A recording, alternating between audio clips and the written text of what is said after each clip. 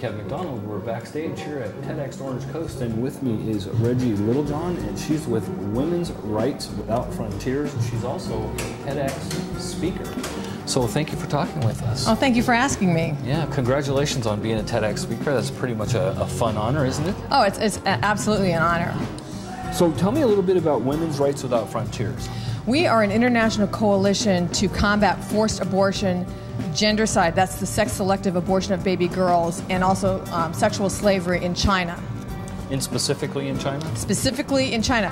I mean, right now all of our work is in China. So we're Women's Rights Without Frontiers. We could expand later on, but right now we are exclusively focused on China. Now, I understand that not only is it the problem with the actual gender side itself, but there's also the negative impact of having a large male population with no female relationships as well. Isn't that going to become a long-term problem for China? It's absolutely going to become a long-term problem, but it's actually a current problem. Like right now, there are 37 million more men than women living in China today because of the traditional preference for boys. And what that's doing is it's driving human trafficking and sexual slavery in China and also the surrounding countries. So basically what you're saying is as a result of the fact that there are no women to service relationships with men, which is a normal human need, they're selling them women? Is that what you're saying? There are situations of forced brides and also situations of sexual slavery where women are forced into prostitution.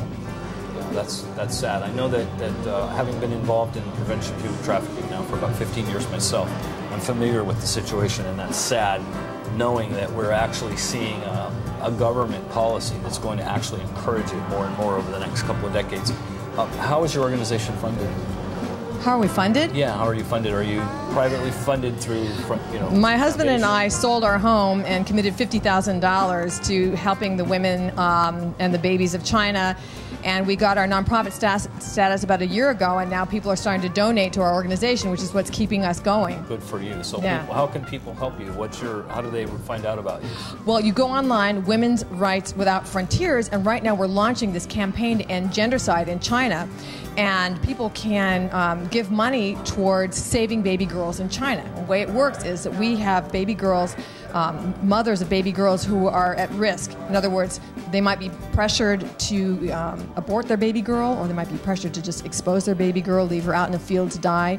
And our field workers will find out about these women and give them money every month for a year to keep their baby girls. And we are literally saving lives in China through this program. Now, you say for a year. Is it because once they get to be past the year old that they get to keep them? They're keeping them.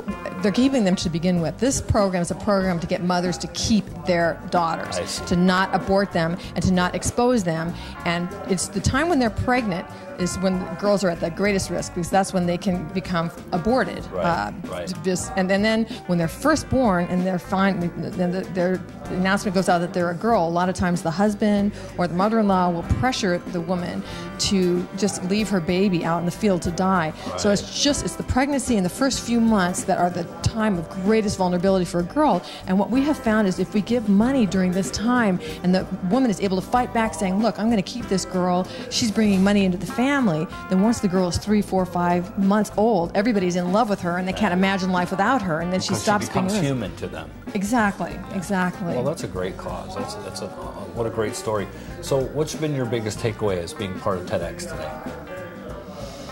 I just think that it's an extreme honor to be able to reach people about issues that are of concern to the entire world, bringing an international perspective to it. So I'm just very honored to be able to be a part of this.